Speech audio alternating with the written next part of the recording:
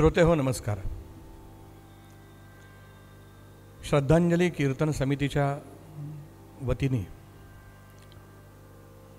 जो श्रद्धांजली कीर्तन सप्ताह जो सुरू आहे त्यातलं 6वं कीर्तन पुष्प या ठिकाणी सादर करण्यासाठी उपस्थित आहेत प्राचार्या सौभाग्यवती स्मिता प्रभाकर आजेगावकर. आपल्याकडे मराठीमध्ये म्हण आहे ना, जगात जर्मनी आणि भारतात परभणी. तर अशा परभणीच्या आहेत आमच्या स्मिताताई. त्यांचा बायोडेटा खूपच विलक्षण आहे. वाचताना मला खरंच आनंद होतोय श्रोते हो. आपल्याला ऐकता नाही होईल. शिक्षण MA इंग्रजी गोल्ड मेडलिस्ट आहेत, उस्मानिया विद्यापीठ हैदराबाद. संगीत अलंकार आहेत, BEdही त्यांनी केलेलं आहे. राजर्षी शाहू महाविद्यालय लातूर येथे त्या लेक्चरर म्हणून नोकरी करतात. माहेर हैदराबादचं आणि सासर परभणी आजेगावचं. स्मिताताईंचे सासरे हरिभक्तपरायण वैकुंठवासी तुकारामबुवा आजेगावकर हे नामवंत कीर्तनकार होते. संपूर्ण भारतभर त्यांनी कीर्ती प्राप्त केली. वयाच्या 8व्या वर्षी शिर्डीच्या साईबाबांपुढे त्यांनी प्रत्यक्ष कीर्तन केले. संत श्रेष्ठ श्री दासगणू महाराजांचे ते पट्टशिष्य होते. वयाच्या 80व्या वर्षापर्यंत अत्यंत खणखणीत कीर्तन सेवा त्यांनी केली. त्यांचा बुलंद आवाज अतिशय गोड होता. तीच परंपरा सासरी आजता गायत त्यांच्या सुनबाईंनीही चालू ठेवलेली आहे.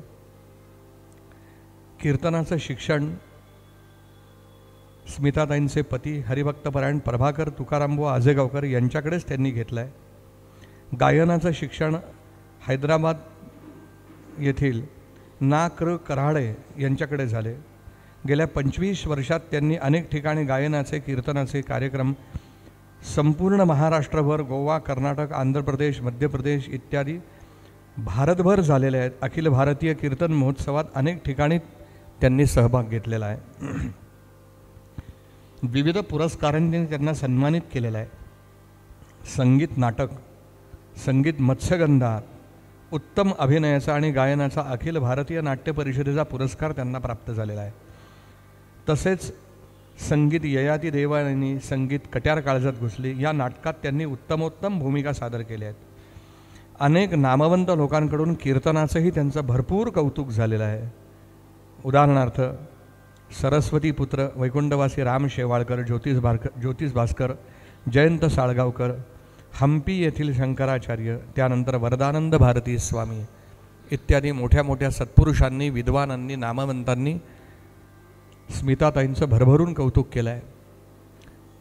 श्रद्धांजली कीर्तन समितीच्या वतीने मी त्यांना विनंती करतो की त्यांनी आपल्या सुरेल आणि रसाळ कीर्तनाला आरंभ करावा. श्रोते हो, धन्यवाद. वक्रतुंड महाकाय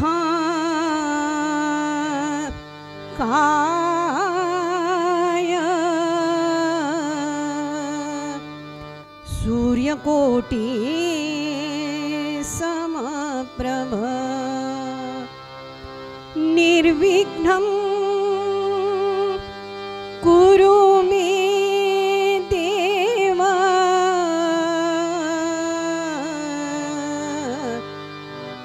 सर्वकार्येषु सर्वदा सर्वमंगलमांगल्ये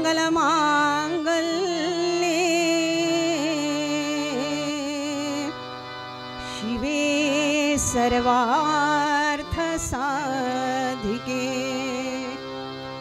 शरण्ये त्र्यंबके गौरी नारायणी नमोस्तुते. आपदामपहर्तारं दातारं सर्वसंपदां लोकाभिरामं श्रीरामं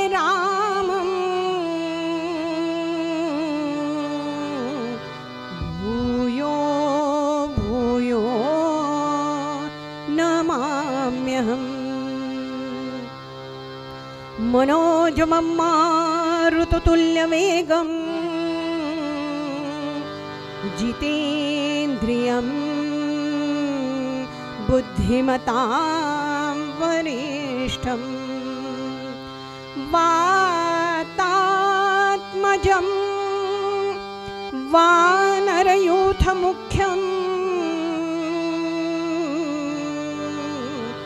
श्रीरामदूतं शरणं प्रबध्ये। गुरुर्ब्रह्मा गुरुर्विष्णु गुरुर्देवो महेश्वरा गुरुः साक्षात् परब्रह्म तस्मै श्री गुरवे नमः।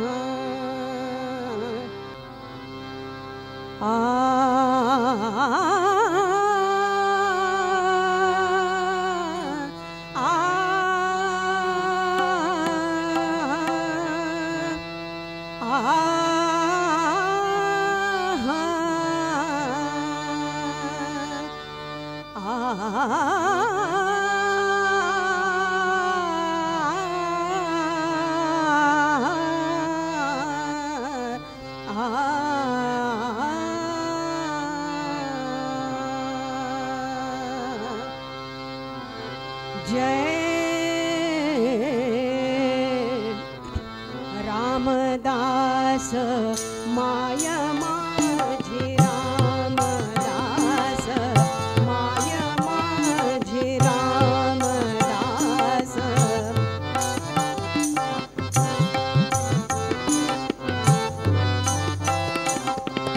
रामदास माय माझे पतित पावना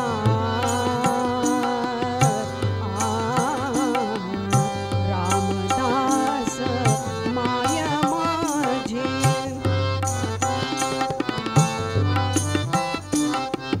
पतित पावना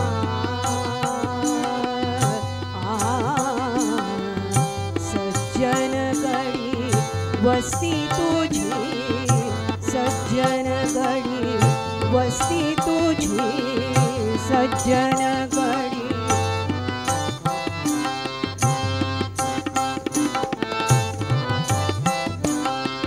सज्जन गडी वस्ती तुझी लाज राखी ऊन माझे लाज राखी ऊन माझे ये कृपा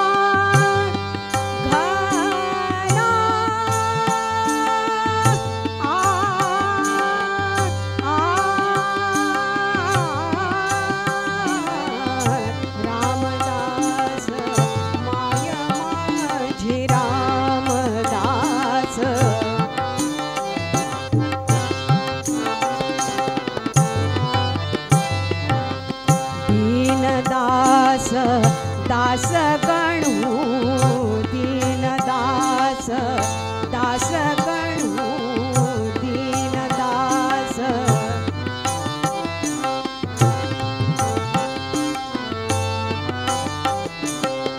दीनदास दास गणू करिता आस चुकवी त्रास करिता आस चुकवी त्रास यमयात ना रामदास माय माझे रामदास माय माझे रामदास माय माझे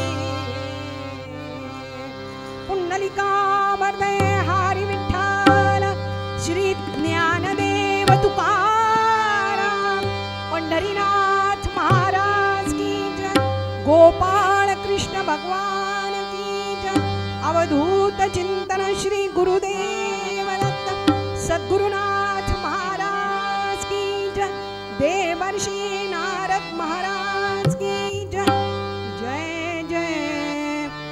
रघुवीर समर्थ। नमः पार्वतीपते हर हर महादेव। रहमन जर करो अब मोरे साई, तुम बिन नहीं मुझे माँ बाप भाई। रहमन जर करो राम।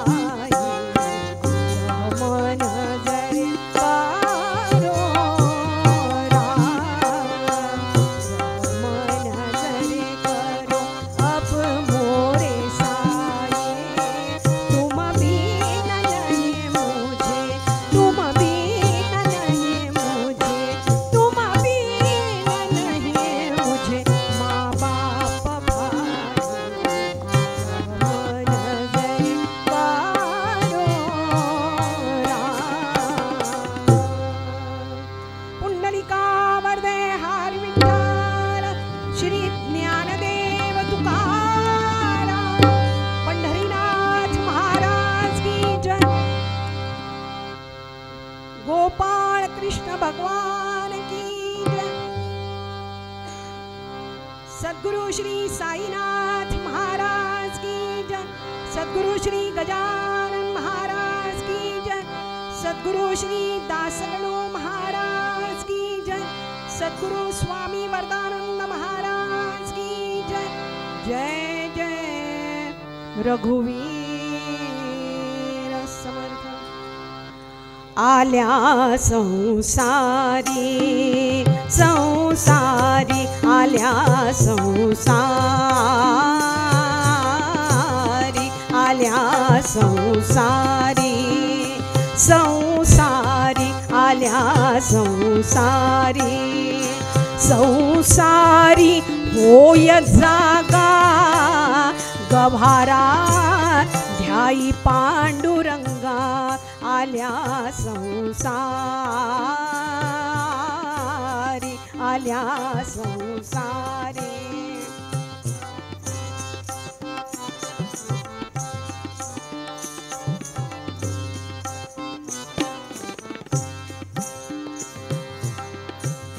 नको विषयाचा विषयाचा नको विषयाचा विषयाचा नको विषयाचा विषयाचा खेळू सपिंगा आणि तिला देऊ नको थारा आल्या संसारी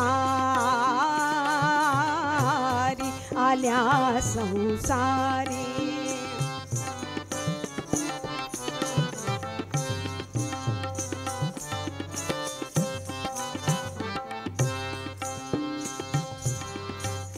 नको मरमर मरमर नको मरमर मरमर नको मरमर मरमर करू सपाही पाहिल्या काही तुझे नाही आल्या संसारी आल्या संसारी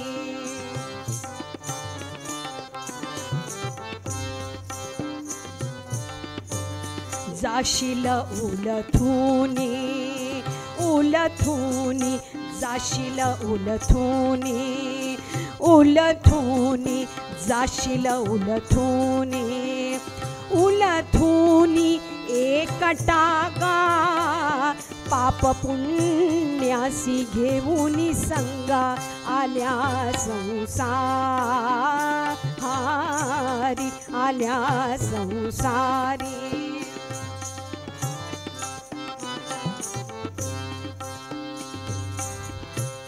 म्हणून करी काही म्हणून करी काही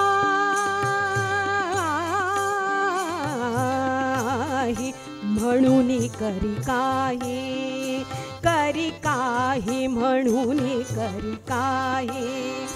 करी काही विवेकागा गणू म्हणे जाय भक्ती मार्गा आल्या संसारी आल्या संसारी संसारी आल्या संसारी संसारी होय जागा गभारा ध्याई पांडुरंगा आल्या संसारी आल्या संसारी आल्या संसारी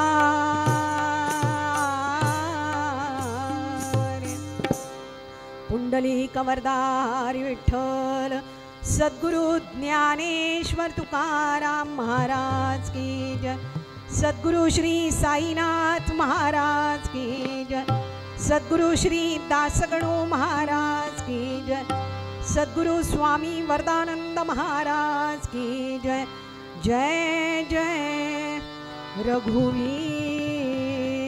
समर्थ नमः पार्वतीपते हर हर महादेव। आज श्रद्धांजली कीर्तन महोत्सवामध्ये माझे परात्पर गुरु सद्गुरु दासगणू महाराज यांचं पद मी घेतलेलं आहे। ते म्हणतात आल्या संसारी संसारी होय जागा। आम्ही म्हणतो का हो आम्ही जागे आहोत म्हणून तर कीर्तनाला येऊन बसलो, पण संतांचा म्हणण्याचा उद्देश वेगळा आहे। सगळी संत आपल्याला सांगत आलेली आहेत बडा भाग मानुष्यात तनु पावे सुर दुर्लभ सब ग्रंथ ही गावे। देवाधिकांना सुद्धा दुर्लभ असलेला मानव देह आपल्याला प्राप्त झालेला आहे आणि या देहाची सार्थकता भगवत प्राप्तीशिवाय नाही आहे। आपण जन्माला आलो पण जर परमात्म्यापर्यंत पोहोचण्याचा मार्गच जर आपण शोधला नाही तर या देहाचा काहीच उपयोग नाही। जन्माला आला का आला, जगला का जगला आणि गेला का गेला, काय केलं आयुष्यामध्ये? काहीही नाही केलं. असं ज्याचं जगणं असतं तो दिसायला जरी माणसासारखा असला तरी त्याची गणना ही प्राण्यांमध्ये. एवढंच की प्राण्यांना शेपूट असतं, हा बिनशेपटाचा प्राणी म्हणावा लागेल. म्हणून संत आपल्याला जागे करतात की बाबा रे, हा जन्म पुन्हा पुन्हा मिळत नाही. म्हणून आल्या संसारी, संसारी होय जागा, गव्हारा ध्याई पांडुरंगा. नको विषयाचा, विषयाचा खेळू सपिंगा, अनितीला देऊ नको थारा. तसं भगवंतानी आपल्याला त्यातल्या त्यात तरुण पिढीला जर सध्या हा प्रश्न विचारला ना की बाबा रे, हा जन्म पुन्हा पुन्हा मिळत नाही आणि या जन्माची सार्थकता कशामध्ये बोला बरं, तर ते चटदिशी उत्तर देतात. ते म्हणतात पुन्हा पुन्हा जन्म मिळणार नाही आहे ना, एकदाच मिळतो ना, मग खा पिओ ऐश मजा करो, खा प्यान मजा करा. पण मला सांगा, केवळ खाणे पिणे ऐश मजा करणे एवढ्यासाठीच भगवंतानी आपल्याला ही इंद्रिय दिली आहेत का? हे शरीर त्याच्यासाठी मिळालेलं आहे का? केवळ इंद्रियोपभोगासाठी म्हणून आपल्याला ही दश इंद्रिय मिळालेली आहेत का? थोडा विचार करून बघूया. भगवंतानी प्रत्येकाला डोळे दिलेले आहेत, बरोबर आहे, पण घारीच्या डोळ्यामध्ये ती तीक्ष्णता आहे किंवा गरुडाच्या डोळ्यामध्ये ती तीक्ष्णता आहे, ती माणसाच्या डोळ्यात नाही आहे. गरुडाला किंवा घारीला ज्याप्रमाणे आकाशामध्ये असताना सुद्धा त्यांना जमिनीवरचं भक्ष्य दिसतं, त्यांना कुठल्याही प्रकारचा चष्मा नाही लावावा लागत. अगदी 10 फूट उंचीवरती जरी असतील तरी जमिनीवरचे बारीक बारीक किडे मकोडे त्यांना दिसतात. पण माणसाचं तसं नाही आहे. माणसाला 40 उलटली की 100% चष्मा, हो का नाही? पण आजकाल मी म्हणते 40 उलटायची वाट नाही बघावी लागत. टी व्हीचे अनंत उपकार आहेत आपल्या हात. लहान लहान लेकरांच्याही हातामध्ये मोबाईल आहेत, त्यामुळे लहान लहान मुलांनाही लागली चष्मे लागत आहेत. जोनाचे 4 डोळे झाल्याशिवाय समोरचं दिसत नाही असे आपले डोळे आहेत. बरं, कान म्हणावं तर भगवंतानी कान दिले सशाला. सशाचे कान जेवढे तीक्ष्ण आहेत ना तेवढे माणसाचे नाही आहेत. सशाला चुटकी जरी वाजवली तरी ते सैरा वैरा धावू लागतं, इतके तीक्ष्ण कान आहेत त्याचे. माणसाचं तसं नाही आहे. म्हणून तर ही सगळी भोंग्यांची रचना करावी लागते. माईक सिस्टम सगळ्या शेवटपर्यंत ऐकू गेलं पाहिजे. बरं, थोड्या दिवसानंतर तर कानामागे यंत्र लावावं लागतं तर समोरच्याचं बोलणं ऐकू येतं. असे आपले कान आहेत.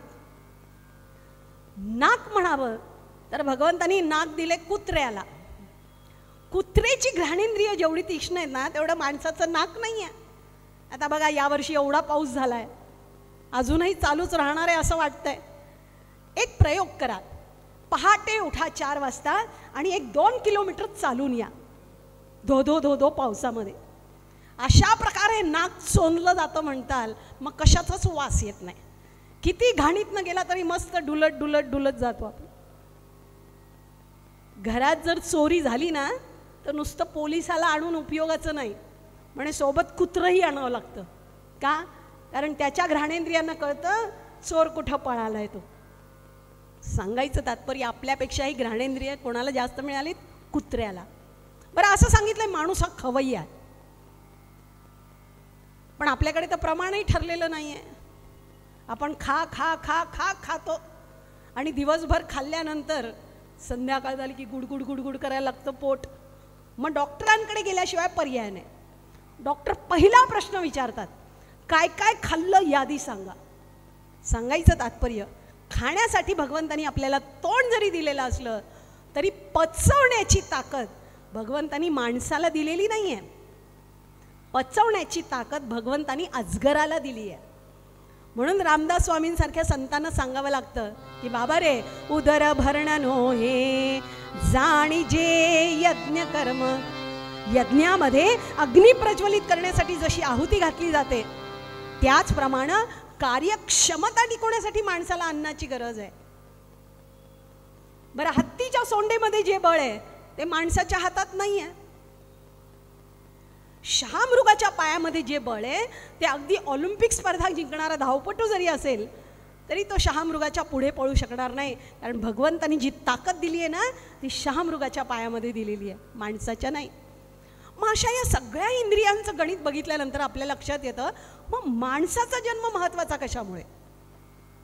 तर भगवंताने कुठल्याच प्राण्याला दिलेलं नाही आहे असं अत्यंत महत्त्वाचं इंद्रिय माणसाला दिलं आहे, आणि ती म्हणजे त्याची बुद्धिमत्ता. मग या बुद्धिमत्तेचा आपण योग्य वापर करायला शिकलं पाहिजे की नाही? हा जन्म कशासाठी मिळालेला आहे? या जन्माची सार्थकता कशामध्ये? माणसाने वागावं कसं, माणसाने बोलावं कसं, माणसाने कुठल्या गोष्टी ग्राह्य धराव्यात, कुठल्या गोष्टी त्याज्य कराव्यात, काय चांगलं आहे काय वाईट आहे याचा विचार करणं आवश्यक आहे का नाही?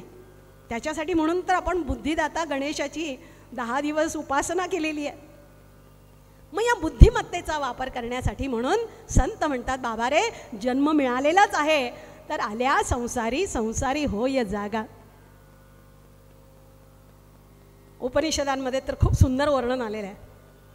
ते म्हणतात की समाजाची धारणा होण्यासाठी म्हणून आपल्याला समाज उन्नतीच्या शिखरावरती पोहोचण्यासाठी म्हणून अनेकांचं सहाय्य लागतं की नाही? समाजामध्ये सगळ्या प्रकारची माणसं लागतात. उत्तम डॉक्टर लागतात, उत्तम इंजिनियर लागतात, उत्तम प्राध्यापक लागतात, उत्तम नेते लागतात, उत्तम गृहिणी लागतात, उत्तम व्यापारी लागतात. अशी सगळी उत्तम मंडळी, म्हणजे प्रामाणिकपणे आपली कार्य करणारी जी मंडळी असतात, त्यांनी जर प्रामाणिकपणे आपलं कार्य केलं तर तो समाज उन्नतीच्या शिखरावरती पोहोचल्याशिवाय राहत नाही. बुद्धिमत्तेचा चांगला वापर केल्यानंतर हा समाज उन्नतीच्या शिखरावरती जाऊन पोहोचतो. पण त्याच बुद्धिमत्तेमध्ये जर विकृती निर्माण झाली आणि स्वार्थीपणा बळावला गेला तर तोच उन्नतीच्या शिखरावरती पोहोचलेला जो समाज आहे तो रसातळाला पोहोचायला वेळ लागत नाही. म्हणून नको विषयाचा खेळूच पिंगा, अनीतीला देऊ नको थारा. जाशील उलथूनी एकटागा, पाप पुण्यासी घेऊनी संगा. म्हणून करी काही विवेकागा, गणू म्हणे जाय भक्ती मार्गा. उपनिषदामध्ये जी गोष्ट आलेली आहे ती तुम्हाला सांगते. एकदा झालं काय म्हणे, जशी समाजाची धारणा वेगवेगळ्या घटकांनी होते ना, तशीच या शरीराची जी धारणा आहे ती वेगवेगळ्या अवयवांनी होत असते.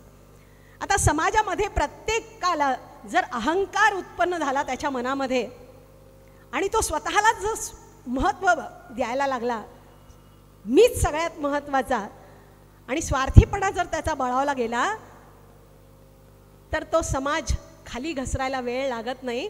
तसंच या शरीराचं झालं. या शरीरामध्ये जी 10 इंद्रिय आहेत त्या इंद्रियांमध्ये भांडण लागलं म्हणे.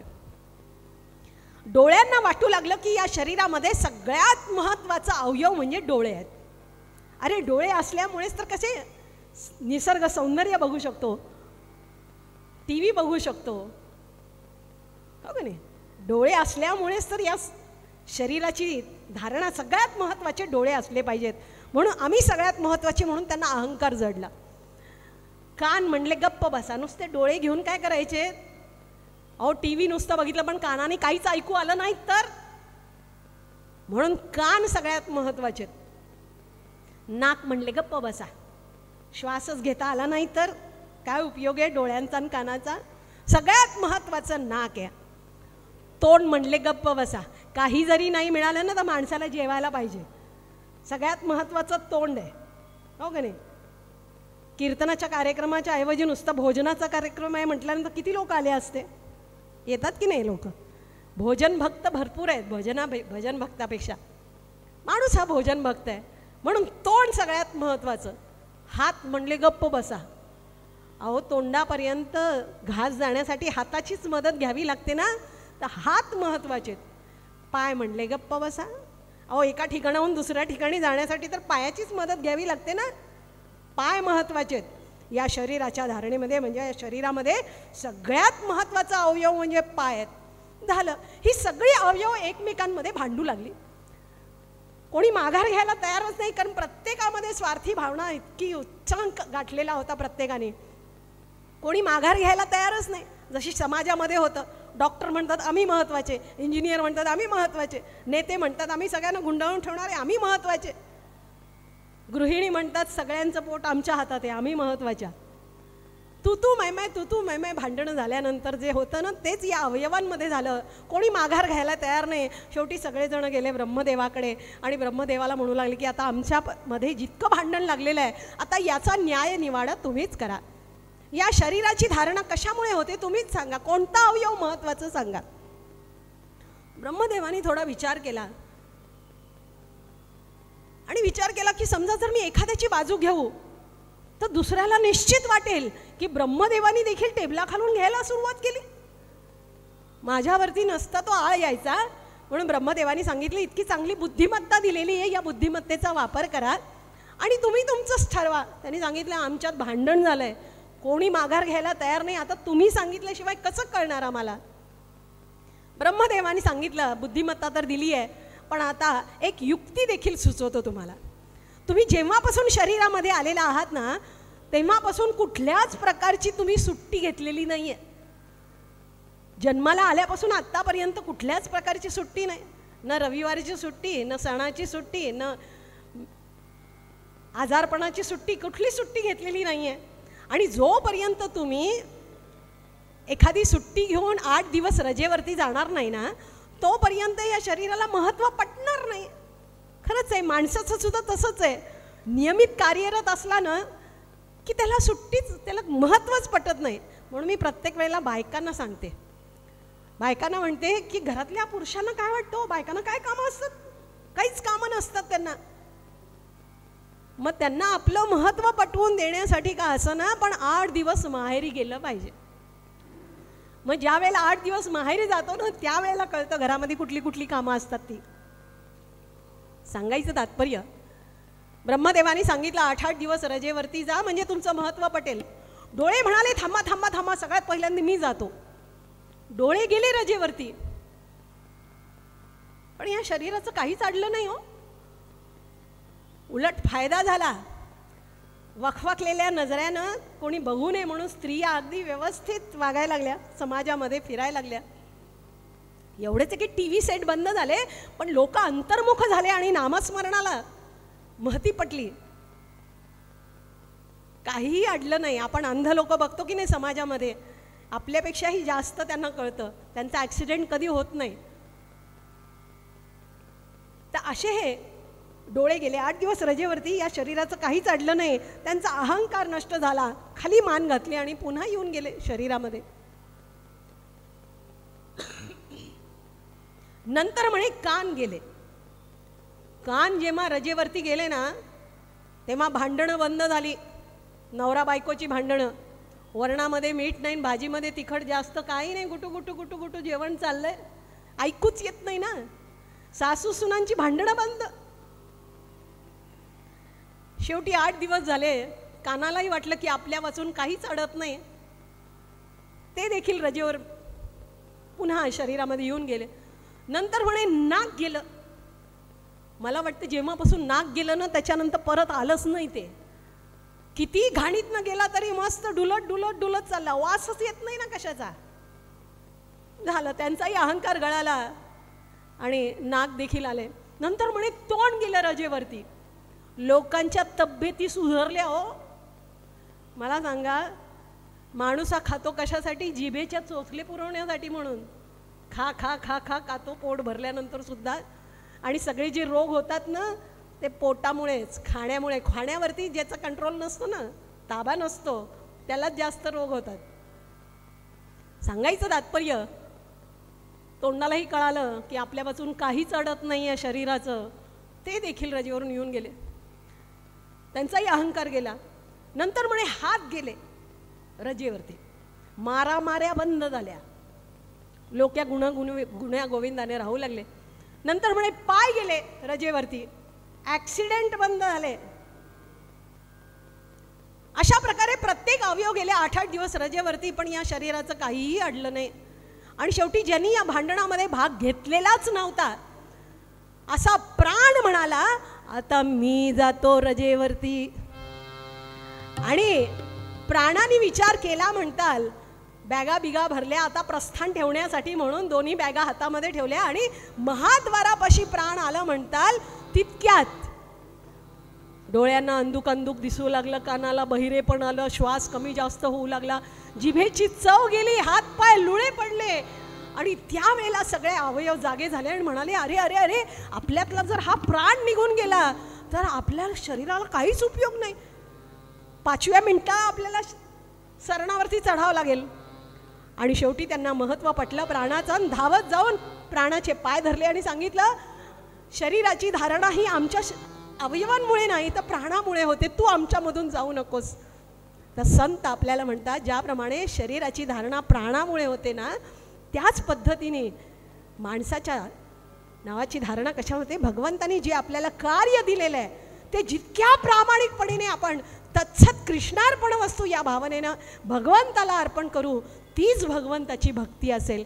बाकी दुसरं काहीही करायची गरज नाही. येर पत्र पुष्पफळ भजावयासी मिस केवळ, वाचुनी अमुचा लाग निष्कळ, भक्तितत्व. अंतःकरणामध्ये भक्ती पाहिजे आणि आपण जी काही सेवा भगवंतानी आपल्याला दिलेली आहे ती जितक्या प्रामाणिकपणे आपण भगवंताला देऊ, तीच आपली खरी भक्ती असेल. तर अशा पद्धतीने संतांनी आपल्याला सोप्या भाषेमध्ये आल्या संसारी, संसारी होय जागा, गवारा ध्याई पांडुरंगा, म्हणून करी काही विवेकागा, गणू म्हणे जाय भक्ती मार्गा. अशा प्रकारे आपल्याला सांगितलेलं आहे. पण हे मुखामध्ये भगवंताचं नाव येण्यासाठी या भक्ती मार्गामध्ये सुद्धा जी नवविधा भक्ती सांगितलेली आहे त्याच्यामध्ये श्रवण भक्ती पहिल्यांदा सांगितली आहे. श्रवणम कीर्तनम विष्णुस्मरणम पादसेवनम अर्चनम वंदनम दास्य सख्य आत्मनिवेदनम, अशी नवविधा भक्ती आहे. पण या नवविधा भक्तीमध्ये केवळ भगवंताचं नाम जरी घेतलं तरी या कलियुगामध्ये भगवंत आपल्या हृदयामध्ये भक्ताला स्थान देतो. असं नाम महत्त्व. पण हे नाम ओठी येण्यासाठी सुद्धा सद्गुरूंची कृपा असावी लागते, सद्गुरूंचा आशीर्वाद असावा लागतो. पण ही संत मंडळी आपल्याला ते भाग्य लाभावं म्हणून घरोघरी जाऊन प्रयासानं आपल्याला ओठी नाव यावं म्हणून प्रयत्न केलेला आहे.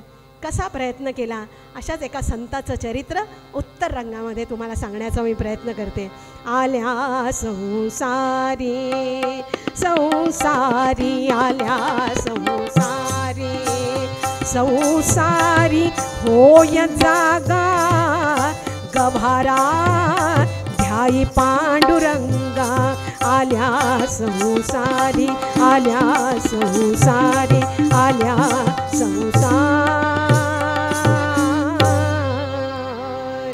पुंडलिकावरदे हरी विठ्ठल, श्री ज्ञानदेव तुकाराम, पंढरीनाथ महाराज की जय, गोपाळ कृष्ण भगवान की जय.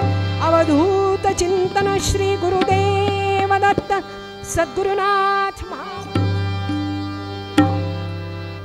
जय जय रघुवीर समर्थ. नमः पार्वती पते, हर हर महादेव. श्रोते हो, नमस्कार. श्रद्धांजली कीर्तन समितीच्या वतीने या वेदभवनाच्या पवित्र वास्तूमध्ये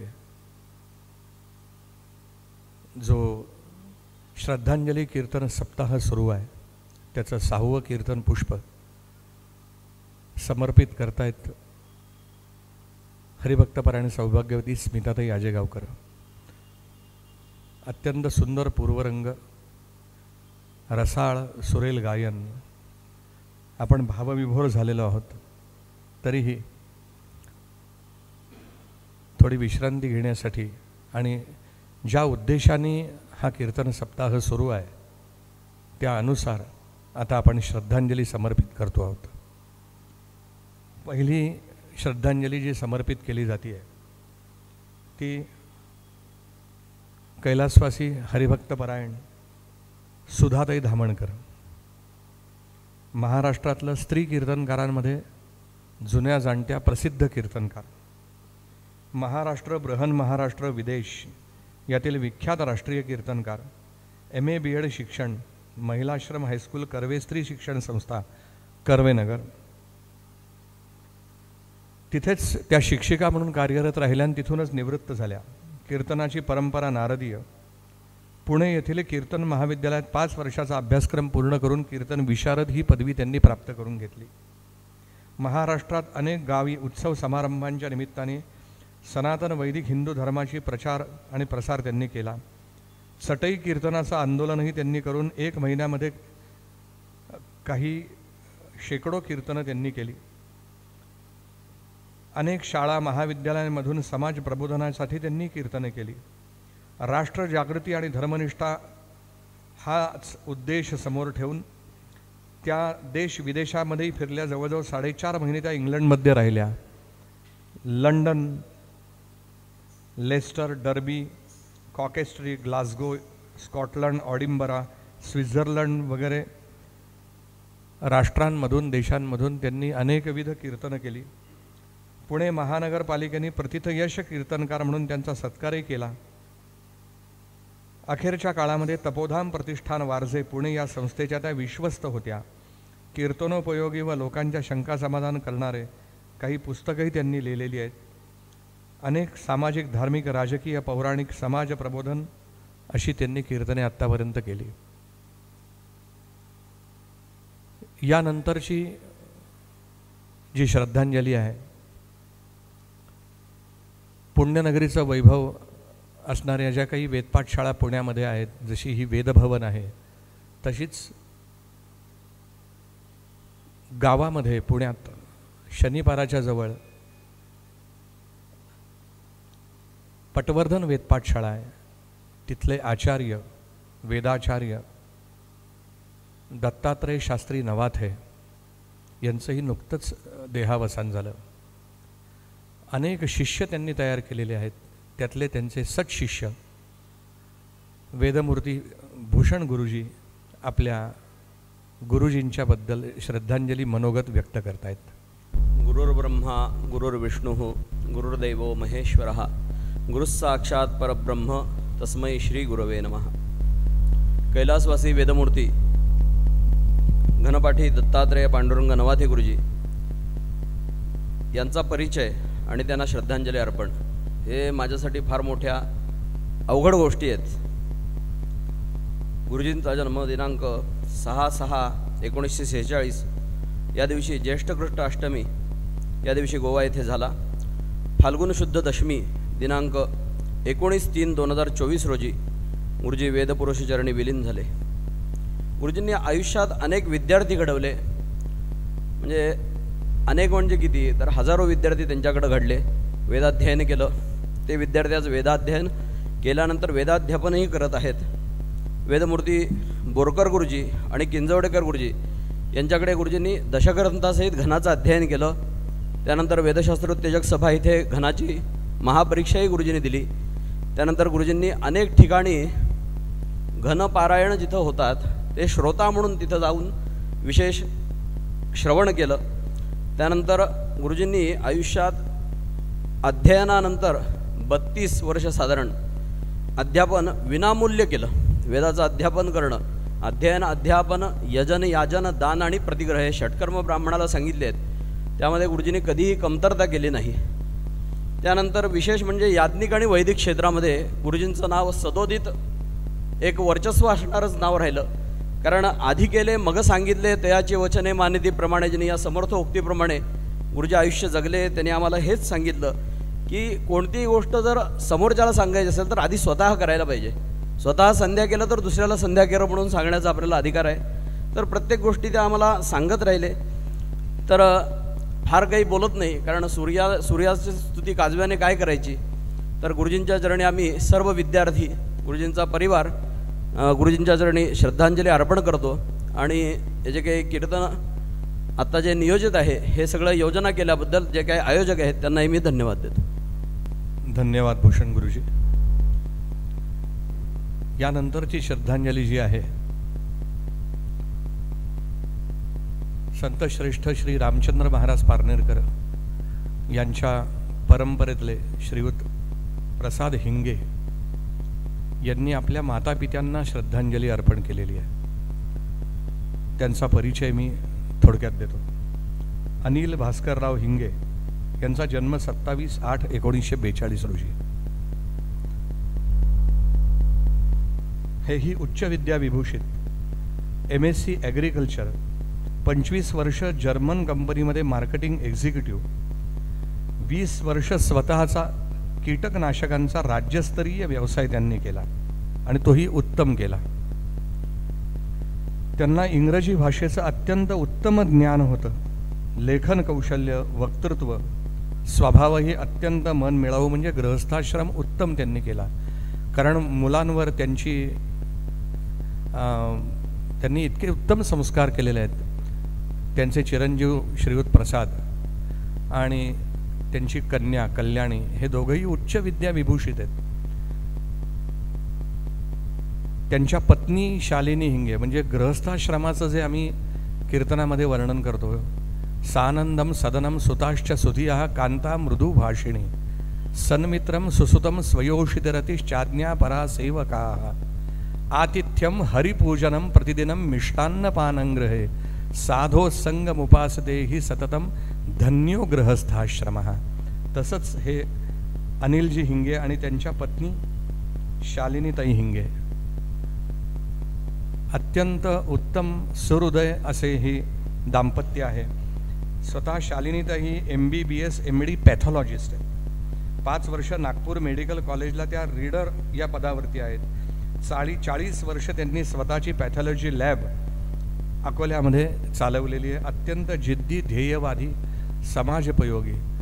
कोणी त्यांची विशेषता अशी सांगितली जाते की ज्यांच्याकडे काही पैसे कमी असतील, कधीही त्यांनी रिपोर्ट देताना पैशासाठी कधी त्या अडून राहिल्या नाहीत. असं इतकं उत्तम व्यक्तिमत्व की समाजातल्या अत्यंत कमी दर्जाच्या अशा आर्थिक परिस्थितीत असलेल्यांना या दाम्पत्याने अत्यंत भरपूर मदत केली. अत्यंत जिद्दीने स्वतःचा प्रपंच गृहस्थाश्रम अत्यंत उत्तम रीतीने केला. त्यांना या ठिकाणी त्यांचे चिरंजीव श्रीयुत प्रसाद हिंगे यांनी श्रद्धांजली अर्पण केलेली आहे. चौथी श्रद्धांजली एक विशेष श्रद्धांजली आहे. ती मी सांगताना मला आनंद होतोय की किती जीवनधन्य. आत्ताच आपण पूर्वरंगामध्ये स्मिताताईंनी संसारी आलेल्या धन्य झालेल्या जीवांचं जे अत्यंत उत्तम वर्णन केलं, त्यातल्या या कैलासवासी ताराबाई हरिश्चंद्र पै, कर्नाटक बेळगाव इथं त्यांचं वास्तव्य. श्रोते हो ऐका, देह ठेवताना त्यांचं वय 99 पूर्ण होतं.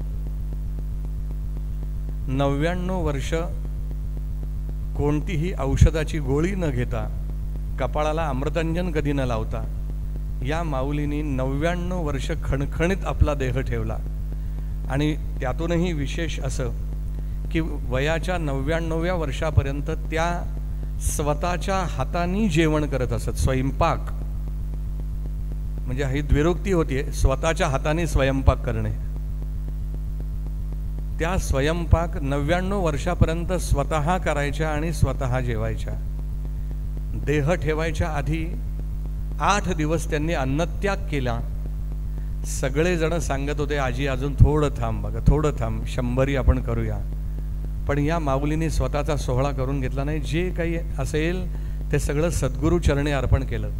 त्या श्रीमद परमहंस परिव्राजकाचार्य श्रीधर स्वामी महाराज, भगवान श्रीधर स्वामी महाराज सज्जनगड यांच्या त्या अनुग्रहिता होत्या.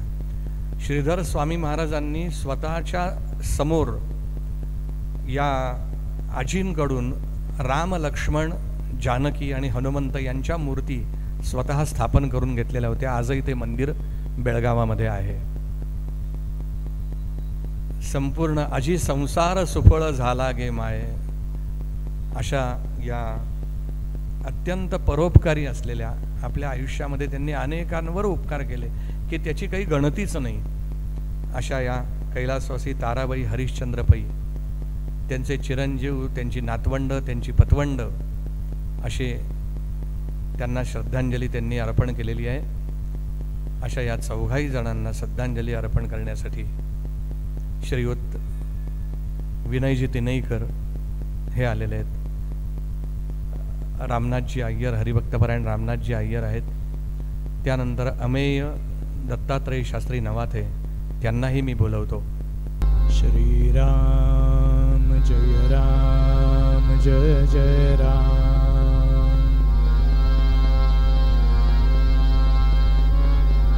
श्रीराम जय राम जय जय राम.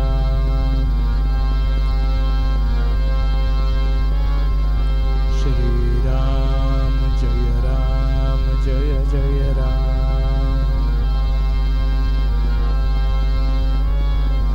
श्रीराम जय राम जय जय राम.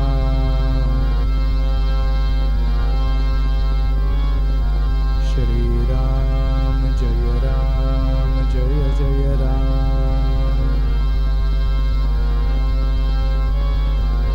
श्रीराम जय राम जय जय राम.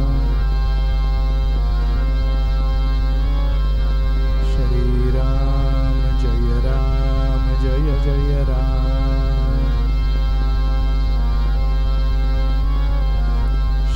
श्रीराम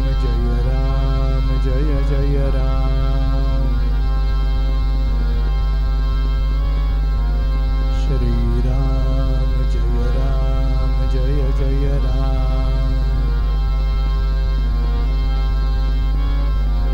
श्रीराम जय राम जय जय राम.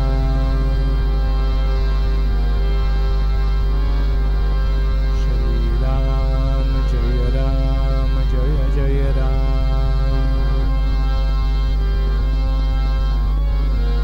श्रीराम जय राम जय जय राम.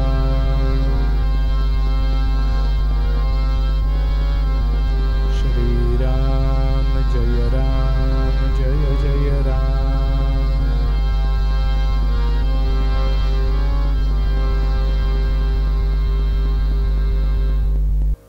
श्रोतेहो,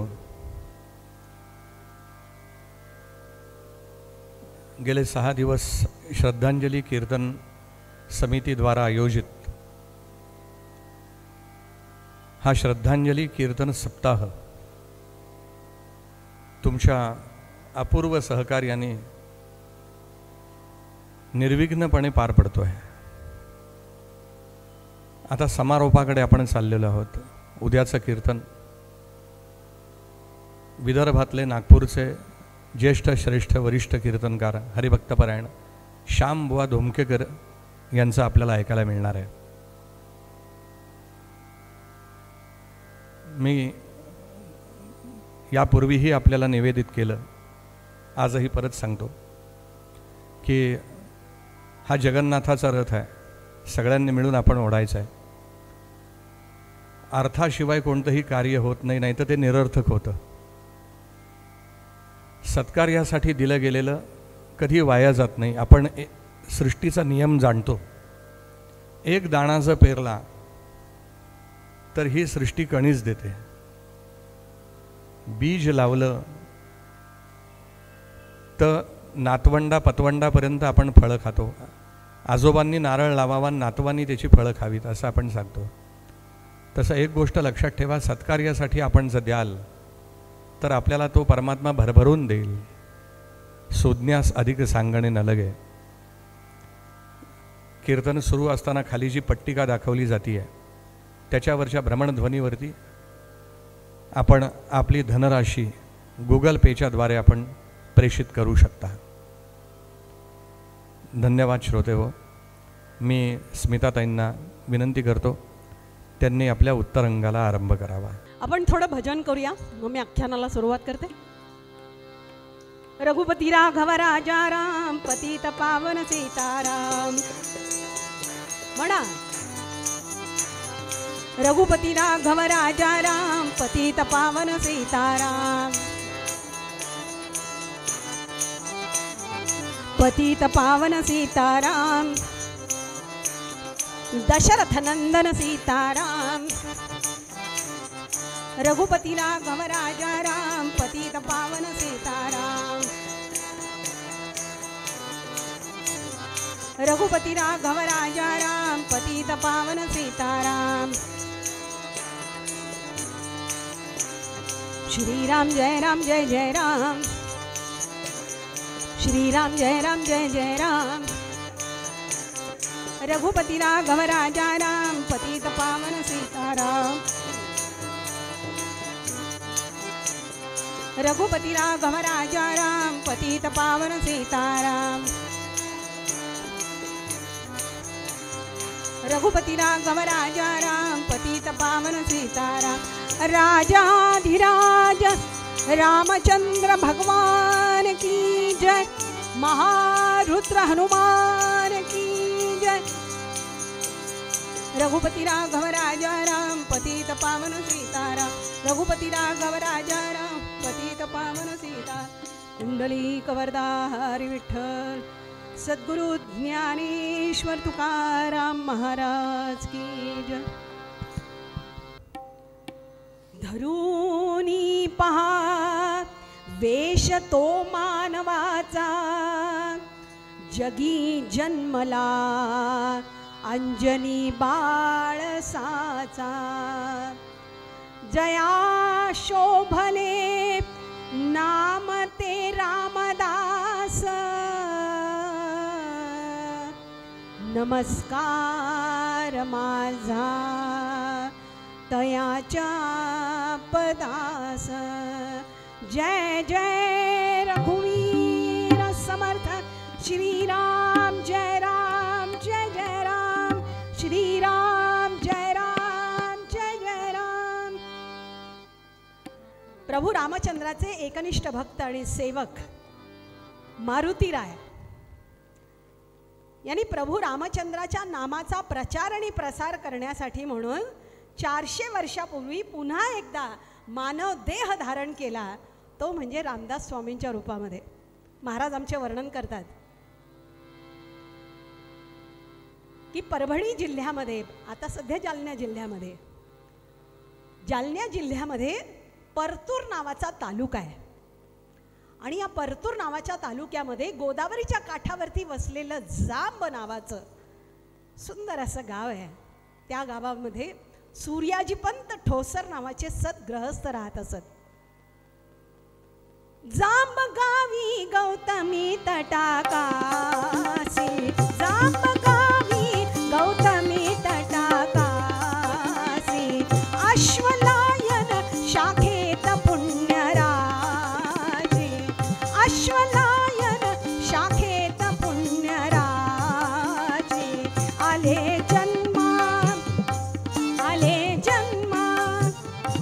आले जन्मा सूर्याची पंत जाचा. पिता होता जो भक्त भास्कराचा. पिता होता जो भक्त भास्कराचा. सूर्याजी भक्त ठोसर नावाचे सद्गृहस्थ असत. 21 पिढ्यांपासून रामभक्ती चालत आली आहे घरी. अश्वलायन शाखा घरामध्ये रोज आदित्य हृदयाचे पाठ व्हावेत, सूर्योपासना व्हावी, गायत्री मंत्राचं पुरश्चरण व्हावं, अशा शुचिरभूत घराण्यामध्ये सूर्याजी पंतांना पहिला मुलगा झाला. त्याचं नाव ठेवलं गंगाधर. आणि नंतर दुसरा मुलगा झाला तो म्हणजे रामनवमीच्या दिवशी, राम जन्माच्या वेळी भर दुपारी 12 वाजता. त्या सूर्यप्रसादे वरून पुत्र झाला दैदिप्यमान. म्हणून नाम नारायण ठेविले की तयाचे. नारायण असं सूर्यनारायणाचंच नाव ठेवण्यात आलं. नारायण अतिशय देखणा चुणचुणीत. 5वं वर्ष लागल्याबरोबर सूर्याजी पंतांनी त्याचं मौंजी व्रत बंद केलं. पण काय दैव दुर्विलास, सूर्याजी पंतांना देवाज्ञा झाली आणि सगळा भार नारायणाच्या आईवरती येऊन पडला.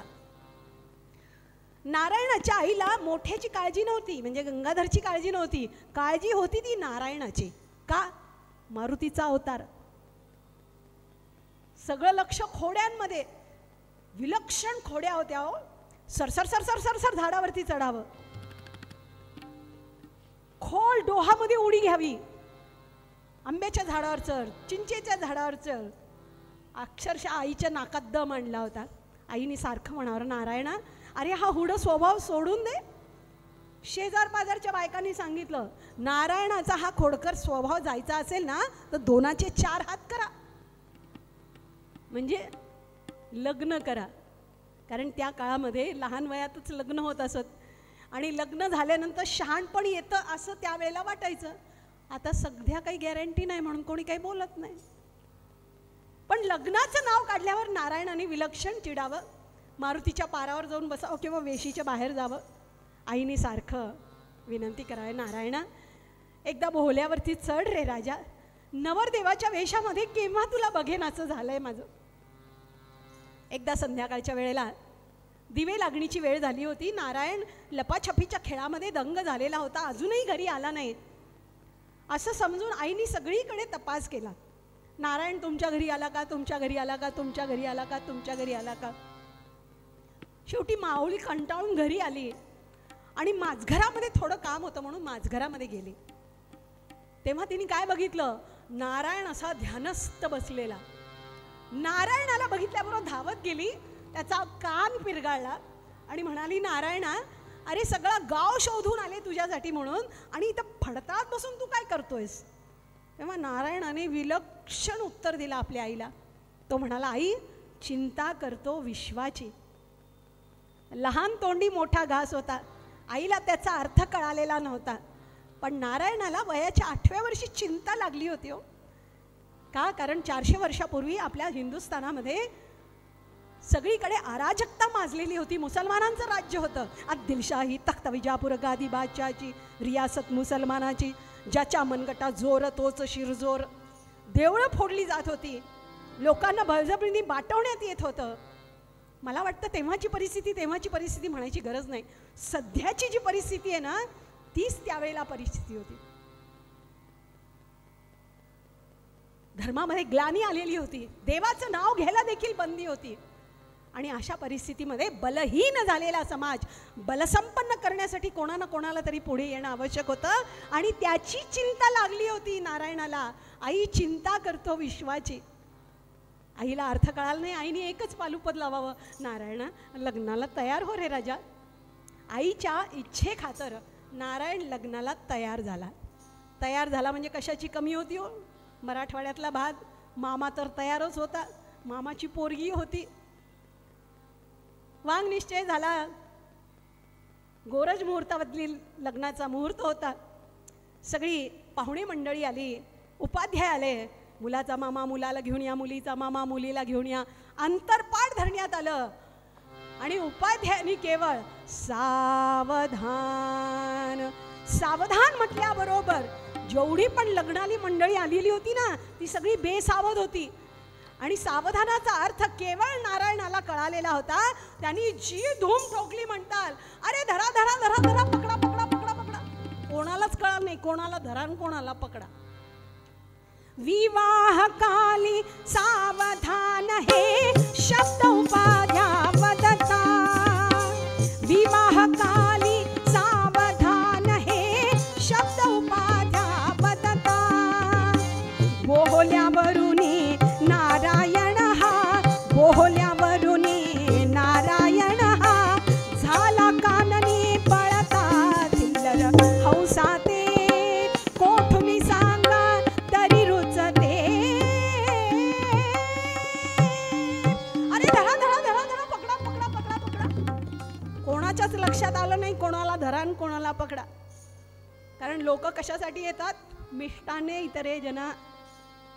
लग्न झाल्यानंतर जी अनाउन्समेंट होते ना, जेवल्याशिवाय कोणीही जायचं नाही, एवढी अनाउन्समेंट झाली की चालली झुंड की झुंड जेवायच्या ठिकाणी.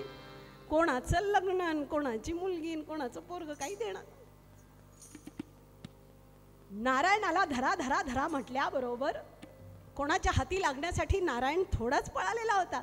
त्याला विश्वाचा संसार थाटायचा होता म्हणून स्वतःच्या संसारावरती तुळशी पत्र ठेवलं. सरसर सरसर सरसर झाडावरती चढून बसला.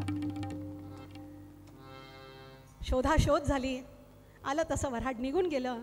मध्यरात्री झाली, काळोख पसरला. आईला विलक्षण दुःख झालं. नारायण मात्र मध्यरात्र उलटल्यानंतर झाडावरून खाली उतरला आणि गोदावरीच्या काठाकाठानं तब्बल 15 दिवस चालत राहिला. नाशिक गाठलं आणि नाशिकाजवळ टाकळी नावाचं गाव आहे, त्या गावामध्ये प्रवेश केला. आई चिंता करतो विश्वाची, हा बलहीन झालेला समाज मला बलसंपन्न करायचा आहे, त्याच्यासाठी बलोपासना करणं आवश्यक आहे. त्याच्यासाठी म्हणून शेणाचा मारुती तयार केला.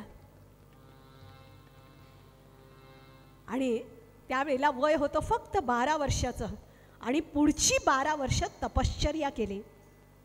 कशी होती तपश्चर्या? पहाटे उठावं, ब्रह्ममुहूर्तावरती 3:30 वाजता शुचिर्भूत व्हावं, गोदावरीमध्ये कमरे एवढ्या पाण्यामध्ये उभं राहावं, गायत्री मंत्राचं पुरस्चरण करावं. 13 कोटी रामनामाचा जप केला या 12 वर्षामध्ये.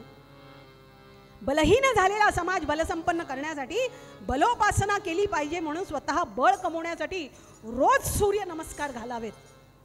बलसंपन्न झाले. माध्यान्ही सूर्य येऊस तोपर्यंत, माध्यान्ही सूर्य आला की नाशकामध्ये जावं, 5 घरी भिक्षा मागावी. ब्राह्मणाची दीक्षा मागितली पाहिजे भिक्षा या न्यायानं. भिक्षा मागून आणलेलं अन्न जमा करावं, त्याचे 3 भाग करावेत. एक भाग गाईला गोग्रास म्हणून द्यावा, दुसरा भाग गंगेला अर्पण करावा आणि तिसरा भाग एका फडक्यामध्ये गुंडाळावा. तेवढं गंगेमधून काढावं आणि त्या अन्नाचं सेवन करावं. उदर भरणनो हे जाणीचे यज्ञ कर्म या न्यायानं रसना जिंकलेली होती. दुपार झाली, बाळगोपाळांना एकत्रित करावं, भीमरूपी स्तोत्र शिकवावं, रामरक्षा स्तोत्र शिकवावं. संध्याकाळ झाली, काळाराम मंदिरामध्ये यावं, भागवत श्रवण करावं, उपनिषदांचं श्रवण करावं, कीर्तन श्रवण करावं. अशा प्रकारे हा नियम होता. 1 नाही, 2 नाही, 3 नाही, 4 नाही, 5 नाही, तब्बल 12 वर्ष हा नियम होता. आणि या 12 वर्षाच्या तपश्चर्येचं फळ प्राप्त झालं. प्रत्यक्ष प्रभू रामचंद्र प्रगट झाले आणि प्रभू रामचंद्राने नारायणाला भरभरून आशीर्वाद दिला. आचरून तपश्चर्येला रघुनंदन आपुला केला साचकी. आचरून तपश्चर्येला रघुनंदन आपुला केला साचकी. प्रगटला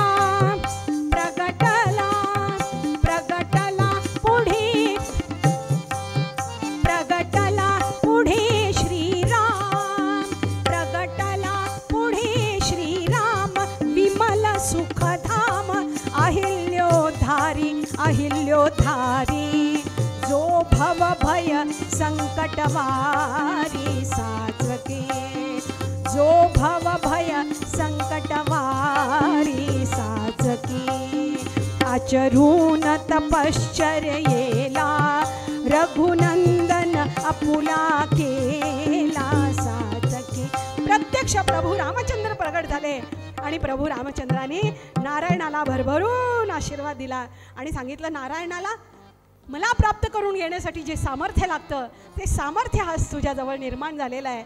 आजपासून तू माझा दास असल्यामुळे सगळी जनता तुला नारायणाच्या ऐवजी रामाचा दास म्हणून, रामदास म्हणून संबोधेल. आणि त्या दिवसापासून आपण नारायणाला समर्थ रामदास स्वामी म्हणून संबोधू लागलो. ज्याप्रमाणे 12 वर्ष तपश्चर्या केली, पुढची 12 वर्ष पुढे जगदुद्धार करावया समर्थ निघाले तेथुनिया. कृष्णा तटाकी येऊनिया जरंड्यासी राहिले. पुढची 12 वर्ष आसे तू हिमाचल पायी प्रवास केला. रामदास स्वामींचं ठरलेलं असायचं, नदीच्या काठाकाठानं चालत राहायचं. मोठं गाव लागलं की तिकडे मुक्काम करायचा. आणि पंचक्रोशीमध्ये जेवढी पण गाव आहेत त्या गावामध्ये भिक्षेचं निमित्त करायचं आणि तिथे प्रभू रामचंद्राच्या नामाची दीक्षा द्यायची. सगळ्यांना जाग करण्यासाठीच तर त्यांचं ध्येय होतं. आल्या संसारी, संसारी होय जागा.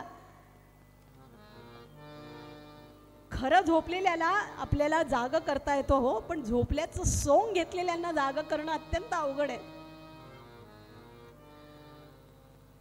रामदास स्वामींचं ठरलेलं असायचं त्याप्रमाणे पायी चालत चालत चालत ते कृष्णा तटी आले. आणि कृष्णा तटी जरांड नावाचं गाव होतं. जरांड्याच्या जवळ शहापूर नावाचं गाव होतं. शहापूर नामे नगरी एक होती कृष्णा तिरी, तेथे बाजीपंत शेकदारी करीत होता विबुध हो. रामदास स्वामी शहापूर नावाच्या गावामध्ये आले, जिथे पहिला मारुती, जे 11 मारुती स्थापना केलेली आहे स्वराज्याच्या स्थापनेसाठी, शिवाजी महाराजांसाठी म्हणून जे 11 मारुतींची स्थापना केली आहे, त्यापैकी पहिला जो मारुती आहे तो शहापूरचा मारुती आहे. या शहापूरच्या मारुतीची स्थापना केली.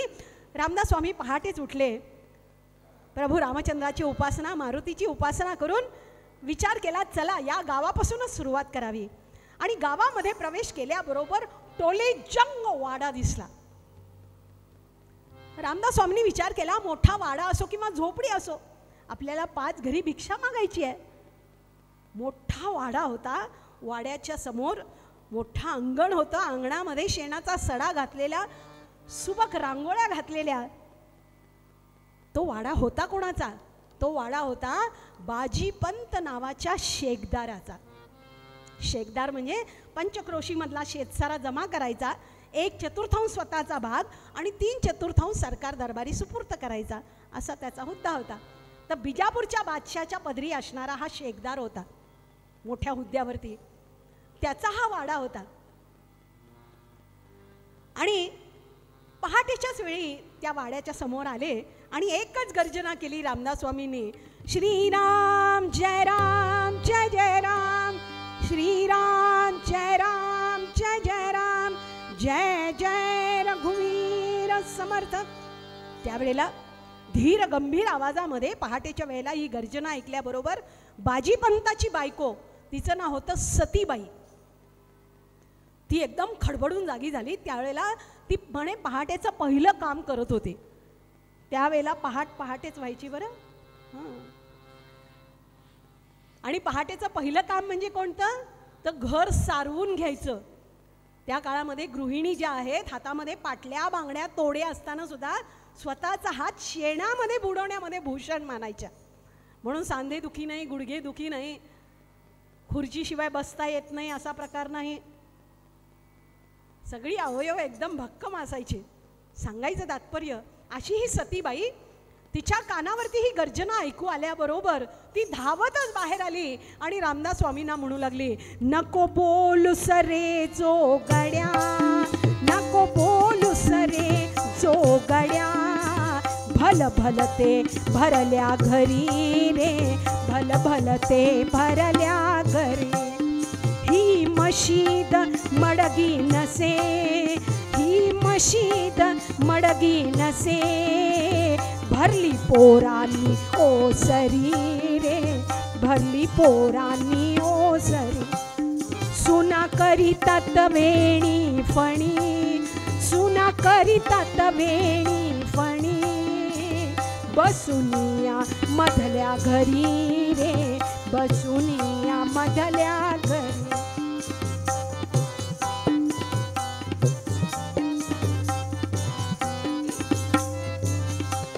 आग लागो तोंडा तुझ्या, आग लागो तोंडा तुझ्या, निघमेल्या काळे करी रे, निघमेल्या काळे करी. नको बोलू सरे जोगड्या, मेल्या जोगड्या, तुला काय पहाटे पहाटे माझंच घर दिसलं अभद्र अभद्र बोलायला? अरे माझं घर कसं गोकुळासारखं भरलेलं आहे, लेकी सुना नातवंड, आणि अशा भरल्या घराच्या समोर येऊन अभद्र अभद्र बोलायला तुला काही लाज? जातोस की नाही इकडून? रामदास स्वामी स्तब्ध होऊन ऐकतच राहिले. मला सांगा, आपल्यापैकी कोणी गेलं असतं आणि जर असा अपमान झाला असता तर आपल्याला राग आला असता का? आला असता की नाही? रामदास स्वामींना राग आला नाही, कारण सतीबाईला फक्त एवढंच माहिती होतं रामाचं नाव केव्हा घेतात. ती म्हणाली, माझ्या दाराच्या समोर पहाटे पहाटे हा मेला जोगडा आला ना, अभद्र अभद्र बोलायला लागला. ती आमच्या तुमच्यासारखीच रामाचं नाव केव्हा घेतात? अगदी शेवटी. राम नाम सत है सत गेल्या गत आहे, तिला एवढंच माहिती होतं. आणि ती म्हणू लागली माझ्या भरल्या घराच्या समोर येऊन अभद्र अभद्र बोलायला तुला काय लाज? जातोस की नाही इकडून? रामदास स्वामी म्हणू लागले बाई अगं तू काय म्हणतेस? मी आणि अभद्र अभद्र नाव घेतलं? अगं आपली संस्कृती काय म्हणते? जेथे होईल श्रीरामाच्या नामाची गर्जना अशुभ ते तेथ कदा राहिना. राम राम ही दोन अक्षरे तारक अवघ्या जना मुखाने राम राम नित म्हणा. बाई मंगलानांच मंगलम असं हे प्रभू रामचंद्राचं नाव आहे आणि तू म्हणतेस अभद्र अभद्र नाव घेऊ नकोस. आधी कधी रामायण ऐकलं नाहीस का? अगं किती कथा आहेत त्याच्यामध्ये. प्रभू रामचंद्राने जडशिला देखील समुद्रावरती तळल्या त्याच्या नावानं. अहिल्याचा उद्धार केला प्रभू रामचंद्रानं. वाल्याचा वाल्मिकी ऋषी झाला प्रभू रामचंद्राच्या नावानं.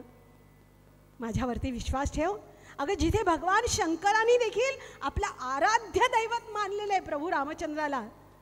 प्रभू शंकर भगवान म्हणतात श्रीराम नामामृत मंत्र बीजम जाप्यम मदीयम परमामृतम माम समुद्र जातम गरलम वृथा कृतम ध्येयम मदीयम सतु रामचंद्र.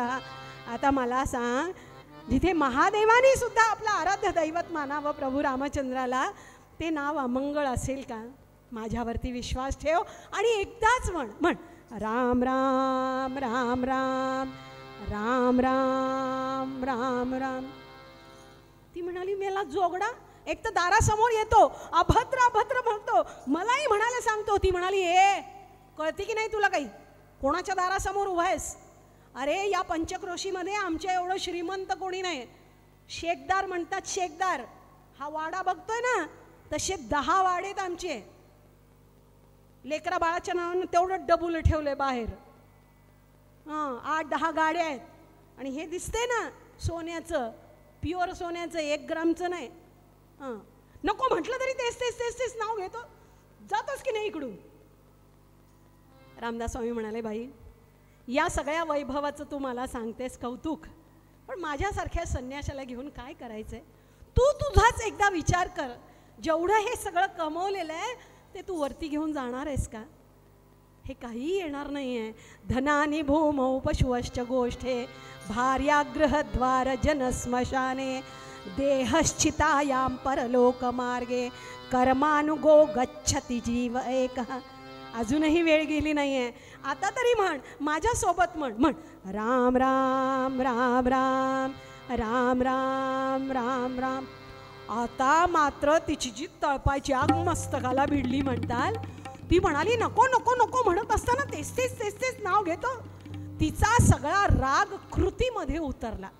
आता त्यावेळेला ती काय करत होती? सारवत होती. जेव्हा ती धावत आतमध्ये गेली ते हातामध्ये पोतेरं घेतलं. 9वारी पातळ होतं ते, जड जड की जड. होते करी पोतेरे होते करी पोतेरे तेच तिने फेकिले बहुरागे. स्वामी मुखावरी परी झाला संतोष त्यास त्या योगी. ते पोतेरं होतं, ते पोतेरं घेतलं आणि भिरकणी असं भिरकावून दिलं. रामदास स्वामींच्या तोंडावरतीच येऊन पडलं. आता पुन्हा तोच प्रश्न, रामदास स्वामींना राग आला का? नाही, रामदास स्वामींना राग आला नाही. रामदास स्वामींनी विचार केला बायकांना काही देणं माहिती नसतं, हो का नाही? त्याच्यासाठी आपल्याकडे संक्रांतीमध्ये वाणोसा ठेवला आहे. किमान 10 बायकांना तरी काहीतरी दानधर्म घडायला पाहिजे. हाताचं भूषण हे दानधर्मामध्ये. हस्तस्य भूषणं दानं सत्यं कंठस्य भूषणं श्रोत्रस्य भूषणं शास्त्रं भूषणे किं प्रयोजनं. सांगायचं तात्पर्य सतीबाईंनी पोतेरं का असं पण मला दिलंय. आणि नुसतं पोतेरं नाही आहे, त्या विषयरूपी शेणामध्ये बरबटलेलं तिचं मन पोतेऱ्याच्या रूपाने मला अर्पण केलं आहे. आता या मनावरती संस्कार करणं माझं काम आहे. म्हणून ते पोतेरे रूपी मन घेतलं, कृष्णामाईमध्ये स्वच्छ धुतलं. असं सांगतात, शेणामध्ये बुडवलेलं वस्त्र अतिशय स्वच्छ निघतं. माती डिटर्जंट जिथे काम करत नाही तिथे शेण काम करतं. पण ते खरं असल्यामुळे त्याची ॲडव्हर्टाईज नाही, खोट्याची ॲडव्हर्टाईज. सांगायचं तात्पर्य, नऊवारी पातळ होतं कॉटनचं, कडकडीत उन्हामध्ये वाळवलं, त्याचे उभे काप केले, त्याच्या वाती वळल्या, ज्याला आपण काकडावात म्हणतो. गाईचं साजूक तूप मागून आणलं, त्याच्यामध्ये वाती भिजवल्या. रामदास स्वामींनी पहाटेच उठावं, प्रभू रामचंद्राच्या दरबारामध्ये यावं आणि प्रभू रामचंद्राला प्रार्थना करावी की प्रभू रामचंद्रा, तुझ्या नामाची महती सतीबाईला कळू दे. मान्य करा हा देवाता काकडा रामा, मान्य करा हा देवाता काकडा रामा. सती सावित्रीचा जडवे निजपदी बहु प्रेमा. सांगायचं तात्पर्य, पहाटे उठून प्रभू रामचंद्राच्या दरबारामध्ये प्रार्थना करावी की तुझ्या नामाची महती सतीबाईला कळू दे. रामदास स्वामींचा झालेला अपमान रामदास स्वामींनी सहन केला हो, पण रामदास स्वामींचा झालेला अपमान प्रभू रामचंद्राला सहन झाला नाही. आणि प्रभू रामचंद्रांनी एक चमत्कार घडवून आणला. चमत्कार काय घडवून आणला तर सतीबाईचा नवरा हा जो बाजीपंत आहे, यांनी जे एवढे वाडे बांधले होते, एवढ्या गाड्या घेतलेल्या होत्या, त्यांनी 5 वर्षाचा शेतसारा जमा केला होता, पण सरकार दरबारी सुपूर्त केलेला नव्हता. मग त्या पैशाचे हे सगळे वाडे बांधलेले होते, तर त्यांनी शेतसारा भरलेला नाही आहे हे फक्त बिदरच्या बादशाच्या ध्यानात आणून दिलं. झालं, बिदरच्या बादशाने तख्ता काढून बघितला आणि ताबडतोब लक्षात आलं की बाजीपंतांनी 5 वर्षाचा शेतसारा भरलेला नाही आहे. त्याच्या लक्षात आल्याबरोबर त्यांनी सगळ्या सरदारांना बोलवलं आणि एकच फरमान काढलं, जाओ गिरफ्तार करो बाजीपंत को, अरे जाओ गिरफ्तार करो बाजीपंत को. भेज दिया है नहीं उन्होंने अभिदाम को, भेज दिया है नहीं उन्होंने अभिदाम को. बदमाश बड़ा है बम्मन बेमान हो गया, बदमाश बड़ा है बेमान हो गया. मराठवाड़ी की तहसील जमा के खा गया, मराठवाड़ी की तहसील जमा के खा गया. जाओ गिरफ्तार करो बाजीपंत को, जाओ गिरफ्तार करो बाजीपंत को. जाओ भी क्या भी जाओ, उस हरामखोर बाजीपंत को पकड कर लाओ. असं म्हटल्यानंतर सगळी सरदार मंडळी हातापायामध्ये बेड्या ठोकण्यासाठी म्हणून बाजीपंताच्या घराजवळ आले.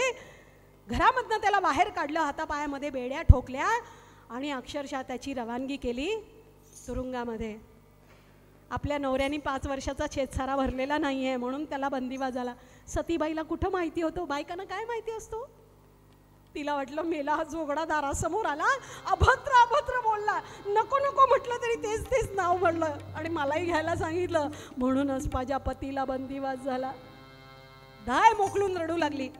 सगळ्या मैत्रिणी जमा झाल्या, सते माय रडू नकोस, माझ्याही संसारावरती असं संकट आलं होतं, पण मी मरी यायला नवस बोलले, तू पण मरी यायला नवस बोल. दुसरी म्हणली अगं मरी आई लेट येते, म्हसोबाला बोल. तिसरी म्हणली अगं जेजुरीला जाऊन ये. आता जो संकटामध्ये सापडतो त्याला प्रत्येकावरती विश्वास बसतो. तशी सतीबाई प्रत्येकाला नवस बोलू लागली. सत्वरी पाव तू मला, सत्वरी पाव तू मला, सत्वरी पाव तू मला, सत्वरी पाव तू मला, सत्वरी पाव तू मला. प्रभो मैराळ, प्रभो मैराळ, पतीला येऊ दे सुटून माझ्या, पतीला येऊ दे सुटून माझ्या. खंडोबा जेजुरीचा राजा, तुझी परडी घेईन बया ग, तुझी परडी घेईन बया, येऊ दे दया. कवड्याची माळ धरीन कंठी, कवड्याची माळ धरीन कंठी, मंगळवारी करीन खेटी. सत्वरी पाव तू मला, सत्वरी पाव तू मला, सत्वरी पाव तू मला, सत्वरी पाव तू मला, सत्वरी पाव तू मला. प्रभो मैराळ, प्रभो मैराळ, पतीला येऊ दे सुटून माझ्या, पतीला येऊ दे सुटून माझ्या.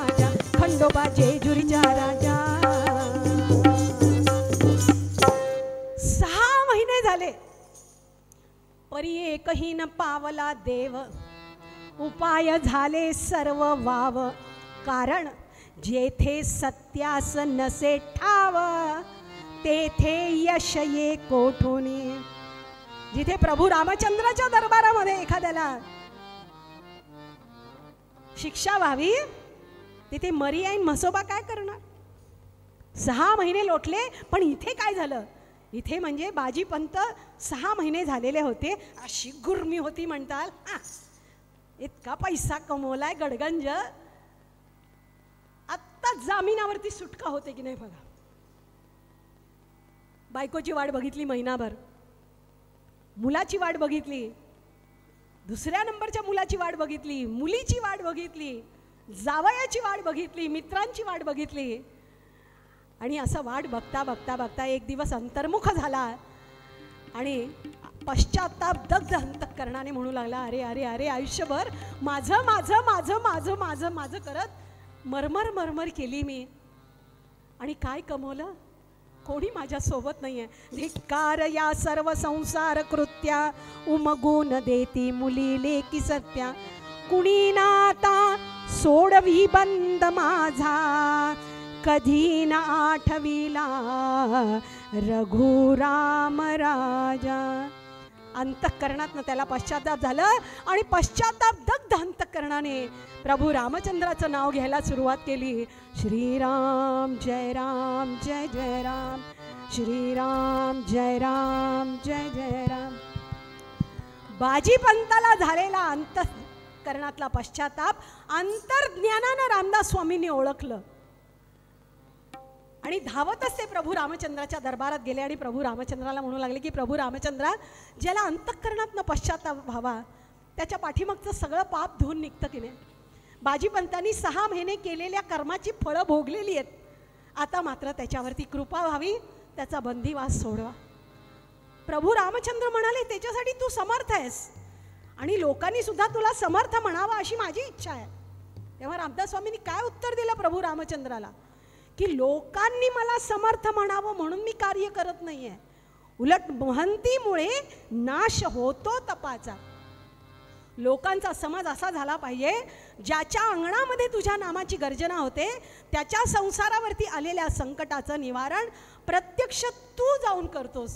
प्रभू रामचंद्रा, तुला प्रार्थना करतो, तू जा आणि बाजीपंताचा बंद सोडव. अशी प्रार्थना ऐकल्यानंतर प्रभू रामचंद्र म्हणाले ठीक आहे मी सोडवतो, पण माझी एक अट आहे, मी तुझ्या वेशामध्ये जातो. रामदास स्वामी म्हणाले तू कुठल्याही वेशामध्ये जा. अरे जिथे नाथांना देखील कळालं नाही 12 वर्ष आपल्या घरामध्ये श्रीखंड आहे प्रत्यक्ष, तेव्हा सर्वसामान्यांची काय गत आहे. प्रभू रामचंद्रा तू जा असं म्हटल्याबरोबर प्रभू रामचंद्रांनी हुबेहूब रामदास स्वामींचा वेश धारण केला आणि तिथे जे गुप्त झाले म्हणताल बिजापूरच्या दरबारामध्येच प्रगट झाले. बिजापुरी करी करी गमन शीघ्र अत्यादरी, करात कुबडी असे रुळत केश पाठीवरी. उभा तिलक चंदनी प्रभू समर्थ झाला असे, आजा अजित नाम ते वदनी आपुले घेतसे. श्रीराम जय राम जय जय राम. स्वतःचंच नाव स्वतः घेऊ लागले आणि तिचे जे गुप्त झाले बिजापूरच्या दरबारामध्येच प्रगट झाले. बिजापूरचा राजा असा लोडाला टेकलेला, त्यांनी बघितलं कुठले तरी स्वामीजी आलेले आहेत, बघितलेलं नव्हतं कधी. प्रभू रामचंद्र आलेले होते रामदास स्वामींच्या रूपामध्ये. त्यांनी विचारलं स्वामीजी आप कौन हो, कहाँ से आए हो, क्या काम लेकर आए हो. त्या प्रभू रामचंद्राने उत्तर दिलं, अरे तुझ्या दरबारामध्ये बाजीपंत नावाचा जो नेक नौकर आहे त्याच्यासाठी मी आलेलो आहे. त्यांनी सांगितलं उस हरामखोर का नाम मत निकालो, 5 साल से शेतसारा दिया हुआ नाही आहे. त्यांनी म्हणलं अरे त्याच्या एवढा नेक नौकर तुझ्या दरबारामध्ये दुसरा कोणी नाही आहे, तुझ्या राज्याची भरभराट व्हावी, तुझा नावलौकिक वाढावा म्हणून त्यांनी 5 वर्षाचा शेतसारा दाम दुप्पट योजनेमध्ये ठेवलेला होता. जेव्हा मला कळालं मी त्याचा मुनीम आहे, मी सगळा शेतसारा सोबत घेऊन आलेलो आहे म्हणून जवळची जी कसणी होती ती कसरी म्हणताल अशी उपडी केल्याबरोबर पैशाच्या ढीकच्या ढीक जमा झाला. जसा दामाजी पंतासाठी म्हणून आलेला होता पांडुरंग, त्याच पद्धतीने प्रभू रामचंद्र आलेले होते बाजीपंताचा बंद सोडवण्यासाठी म्हणून. पैशाच्या ढीकच्या ढीक जमा झाला. सावकार मंडळी मोजून घेता घेता हात थकले, पण पैसा कमी झाला नाही. बादशाह खुश झाला. त्यांनी फरमान काढलं, बाजीपंत को छोड दो म्हटल्याबरोबर बाजीपंत बाहेर आले आणि बघतो तर काय, कोणतेच स्वामीजी आलेले आहेत. जवळ जाऊन घट्ट पाय धरले. स्वामीजी तुम्ही कोण आहात, कुठून आलेला आहात, कोणी तुम्हाला धाडलेलं आहे? कारण आता अहंकार नष्ट झालेला होता, नम्रता प्राप्त झालेली होती प्रभू रामचंद्राच्या नामात. प्रभू रामचंद्र म्हणाले, अरे मी तुझ्या बायकोचा नौकर आहे. बायकोचा नौकर आहे म्हणजे मी बंदिवासामध्ये गेल्यानंतर बायकोनी घरामध्ये नौकरच चाकर ठेवली? अरे पण तुला काय पगार देते? प्रभू रामचंद्राने उत्तर दिलं, पोतेर. अजून काही म्हणायच्या आत विचार केला, माझं काम संपलं, बाजीपंताचा बंद सोडवला. आता याच्या पुढे रामदास स्वामी जाणे आणि हा बाजीपंत जाणे. तिथे जे गुप्त झाले म्हणताल, रामदास स्वामींच्या पुढ्यात प्रगट झाले आणि सांगितलं, तुझं काम संपलं, आता याच्या पुढे तू जाणे, तुझा तो बाजीपंत जाणे. आता इथे काय झालं, बाजीपंताने विचार केला, हे स्वामीजी गेले कुठं? या बोळीत गेले का, त्या बोळीत गेले का, त्या बोळीत गेले का, त्या बोळीत गेले का? सगळीकडे तपास केला. शेवटी ज्या अर्थी आपल्या बायकोचं नाव घेतलंय, तिला निश्चित हे स्वामीजी माहिती असणार, आपण तिलाच जाऊन विचारावं म्हणून घराकडे धावत सुटला. आता इथे काय झालं, रामदास स्वामींनी अंगामध्ये मेखला घातली, कमंडलू घेतले, रुद्राक्षाची माळ घातली, त्रिपुंड लावलं, जटा सोडलेल्या खडावा घातल्या, झाप झाप झाप झाप पावलं टाकत सतीबाईच्या दारासमोर. आता 6 महिन्यानंतर सतीबाईच्या दारासमोर आले होते रामदास स्वामी. पण घरामध्ये सगळीकडे अवकळा पसरलेली होती. का? घरामध्ये घरधनी नव्हता, अंगणामध्ये सडा नाही, रांगोळी नाही, जाळ्या जळमट झालेली. दुर्मुखलेल्या चेहऱ्यानं कपाळावरती हात देऊन रडत बसलेली सतीबाईला बघितलं. खूप वाईट वाटलं. अरे अरे अरे. आणि दारासमोर येऊन एकच गर्जना केली, श्रीराम जय राम जय जय राम, श्रीराम जय राम जय जय राम, जय जय रघुवीर समर्थ. सतीबाई एकदम खडबडून जागी झाली. ती म्हणाली, 6 महिन्यानंतर हा जोगडा पुन्हा एकदा दारासमोर आला. अजून काय वाईट व्हायचं राहिलंय माझ्या संसारामध्ये? आता गाढवाचं नांगर फिरावं अशी याची इच्छा आहे का काय? तुझे खर तुडले पाय आगराला, तुझे खर तुडले पाय आगराला, लागताची सर्वस्व घात झाला.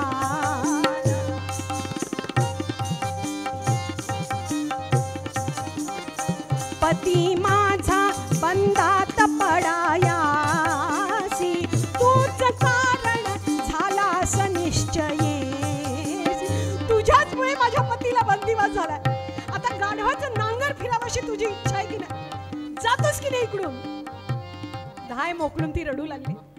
रामदास स्वामी म्हणाले, अगं अगं अगं, तू हे काय बोलतेस? उलट तुझ्या अंगणामध्ये प्रभू रामचंद्राच्या नावाची गर्जना झाल्यामुळे तुझ्या संसारावरती आलेल्या संकटाचं निवारण प्रत्यक्ष प्रभू रामचंद्रांनी केलंय. अजूनही वेळ गेली नाही.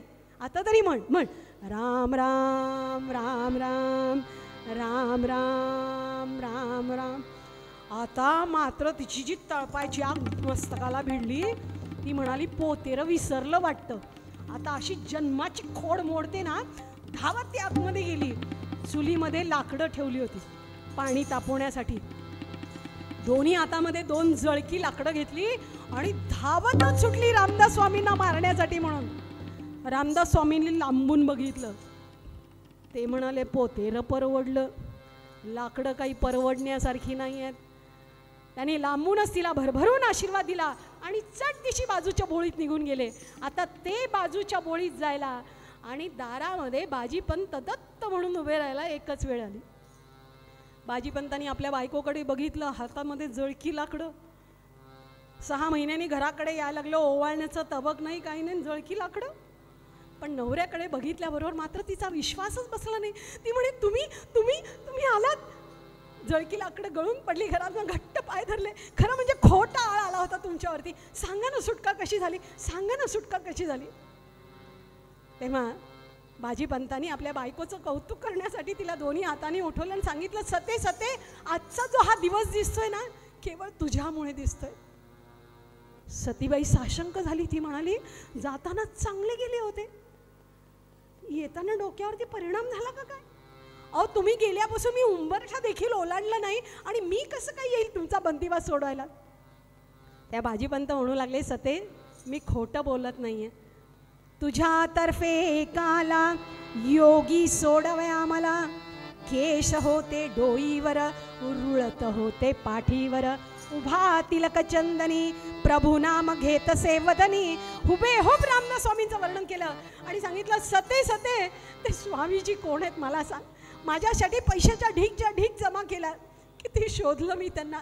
तुझ्या बायकोचा नौकर पोतर पोतर असं काहीतरी बोलले. अगं ते सांग ते स्वामीजी कोण आहेत ते. किती शोधतोय मी पण मला सापडत नाही आहेत.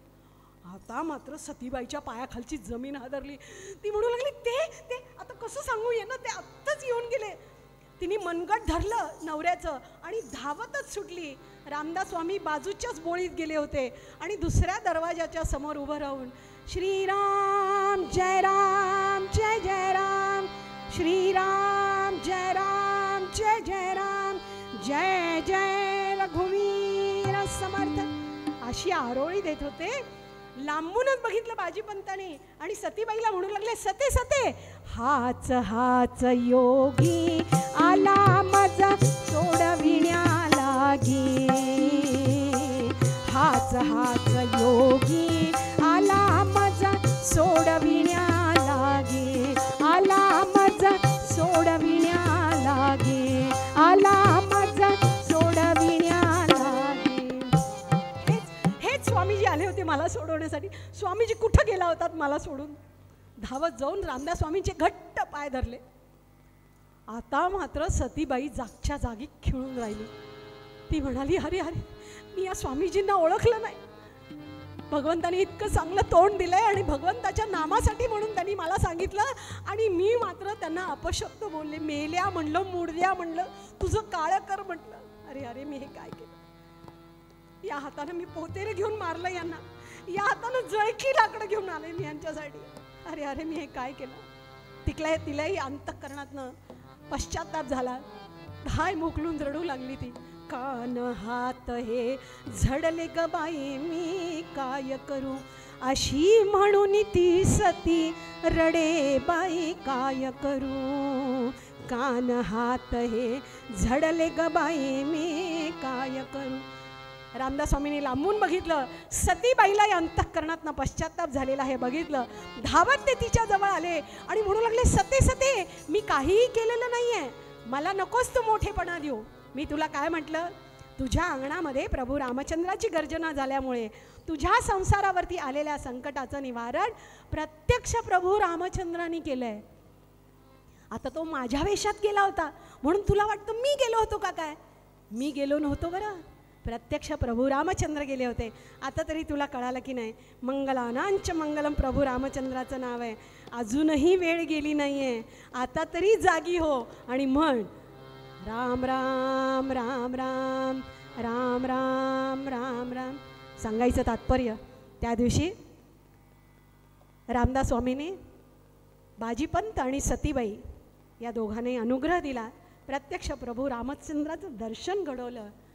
हे कोणामुळे झालं? तर हे सत्पुरुषांमुळेच झालं. म्हणून आपल्याकडे सांगितलेलं आहे, आल्या संसारी संसारी होय जागा, गव्हारा ध्याई पांडुरंगा. नको विषयाचा खेळू सपिंगा, आणि तिला देऊ नको थारा.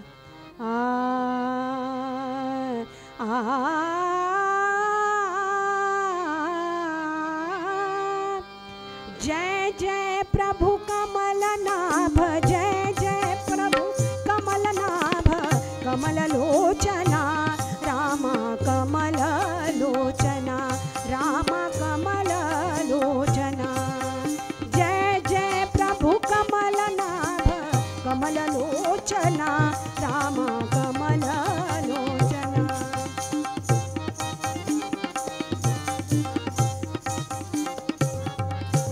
दीन दास दास गणू चरणी शरण हरण करी. दीन दास दास गणू चरणी शरण हरण करी. सकल दुरित हीच सतत, सकल दुरित हीच सतत, सकल दुरित हीच सतत. तुझसी याचना रामा,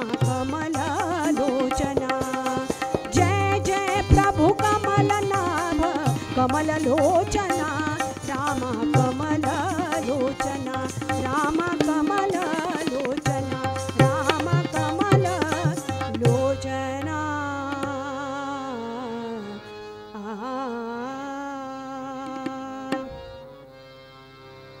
पुंडलिकावरदे हरी विठ्ठल श्री ज्ञानदेव तुकाराम पंढरीनाथ महाराज की जय गोपाळ कृष्ण भगवान की जय अवधूत चिंतन श्री गुरुदेव दत्त सद्गुरुनाथ महाराज की जय जय जय रघुवीर समर्थ। झालेली सेवा मी भगवंताच्या चरणी अर्पण करते। हे चिदान देगा देवा तुझा विसर न बाबा, माझी सर्व गोडी नलगे मुक्ती धन संपदा संत संग देया सदा तुका म्हणे गर्भवासी सुखे घालावे आमास। विषे कंठ काळा त्रिनेत्री ज्वाळा लावण्य सुंदर मस्तकी ज्वाळा तेथून या जळ निर्मळ वाहे झुळझुळा जय देव जय शिवशंकरा आरती ओवाळू तुझ कर्पूर गौरा जय देव भोळा भोळा नेहमी निशाळा अर्धांगी पार्वती सुगुणांच्या माळा विभूतीचे उधळण शिवकंठ लीळा ऐसा शंकर शोभे उमा वेळाळा जय देव जय शिवशंकरा आरती ओवाळू तुझ कर्पूर गौरा जय देव देवी दैत्य सागर मंथन पैकेले त्यामागे औचित्य हळहळते उठले ते तू असुरपणे प्राशन केले नीळकंठ नाम प्रसिद्ध झाले जय देव जय शिवशंकरा आरती ओवाळू तुझ कर्पूर गौरा जय देव व्याघ्रांबर फणीभरधर सुंदर मजनारी पंचानन मनमोहन मुनिजन सुखकारी शतकोटीचे बीजवाचे उच्चारी रघुकुल तिलक नाम दासा अंतरी जय देव जय शिवशंकरा आरती ओवाळू तुझ कर्पूर गौरा जय देव घालीन लोटांगण वल्लीन चरण डोळ्यान प्रेमे अलंगिन आनंदी पूजन भावे ओवा त्वमेव माता पिता त्वमेव बंधुसखा त्वमेव विद्या सकलं त्वमेव सर्वं मम देव कायेन वाचा मनसेन्द्र देवा बुद्ध्यात्मना मा प्रकृति स्वभा करोमि यज्ञं सकलं परस्मै नारायण हरि अच्युतं केशवं राम नारायणं कृष्ण दामोदरं वासुदेवं श्रीधरं माधवं गोपिका वल्लभं जानकी नायकं रामचन्द्रं हरे राम राम राम हरे हरे हरे कृष्णा कृष्ण कृष्ण हरे हरे राम राम राम हरे हरे हरे कृष्णा कृष्ण कृष्ण हरे पुंडलीकवरदा हरी विठ्ठल श्री ज्ञानदेव तुकाराम पंढरीनाथ भगवान की जय। सदा सर्वदा योग तुझा घडावा तुझे कारणे देह माझा पडावा उपेक्षू नको गुणवंता अनंता रघुनायका मागणे हेचे आता जय जय रघुवीर समर्थ।